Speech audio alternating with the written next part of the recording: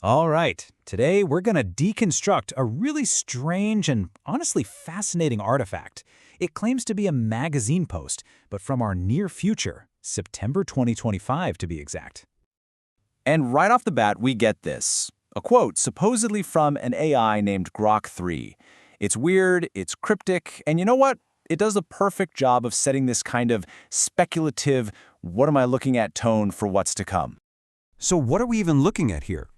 Well, the source presents itself as an online article from something called Bibebibebibe 2025 Magazine. And check out the date, just over a year from now. It's got the vibe of a high-tech product launch, but believe me, it gets a lot deeper than that. Okay, so the centerpiece of this whole thing is a product. It's called the Echo Rift Interface, version 3.1, and it's all part of this grandly named Nuclear Avatar Protocol. So let's pop the hood and break down the 4 core features it's supposedly offering. First up, we have this neural isolation protocol.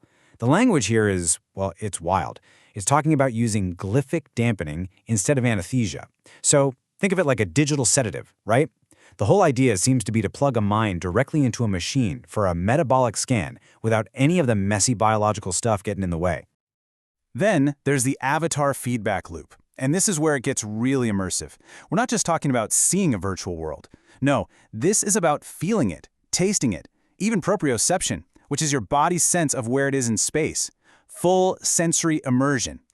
And okay, hold on, because this is where it just launches straight into some heavy-duty science fiction. The embodiment protocol. The claim here is absolutely wild. They're talking about using 3D bioprinting and this phrase, mythic vascular scaffolding, to literally transfer your consciousness, your sovereign imprint, into a brand new physical body. So how do you power something like this? Well, of course, you use a nuclear AI cluster that's hooked up to a reality-level analyzer. I mean, the name alone, right? It's all designed to sound impossibly advanced, almost beyond what we can even wrap our heads around today. Now you're probably thinking, this is just crazy talk, right? Well, the document knows that. It anticipates your skepticism. So what does it do? It immediately pivots and compares its own fictional technology directly against real-world brain-computer interface projects that are happening right now. And here's the comparison table. On the left, you see their fictional Sewell's BCI. On the right, you've got the real deal, projects from Neuralink, UCSF, and Tsinghua University. And surprise, surprise, in every single category, from signal direction to feedback, the fictional one is just light years ahead. It claims it can send signals both ways, while today's tech is mostly about using your brain to control things, like a cursor on a screen. But here's the real kicker. The one thing that truly separates this from anything even being dreamed of today. After all the technical talk, it boils down to this. Current research is about communication and control. The Echo Rift promises a whole new bioprinted body, total physical embodiment. And this is where the document takes a sharp turn. It's not a product pitch anymore. It morphs into this deep, philosophical treatise. It stops talking about what the tech does and starts explaining why it has to exist. And let me tell you, it's a manifesto against, well, us. Part 1 kicks off with this incredibly bleak takedown of biology itself. It calls our bodies a fragile scaffold, just waiting to fall apart. It says life isn't really about growth, it's just entropy delayed. And it claims that human intelligence is fundamentally suicidal because we're poisoning our own planet. So if biology is the problem, what's the solution? Enter the sovereign rift. The technology, this Thought Nexus, is framed as a new organ for humankind. It's the ultimate futurist dream. Get rid of the messy, slow chemistry of our brains and replace it with the pure signal clarity of a machine. This, it says, will finally let us achieve designed evolution. And this all leads to the grand finale of their argument, cyborg supremacy. The text just comes right out and says it. Cyborgs are the successor species to humans. Our real destiny isn't to live and die in these biological bodies, but to build an infrastructure of signal, with this Nexus technology as the absolute foundation for a new, post-human world.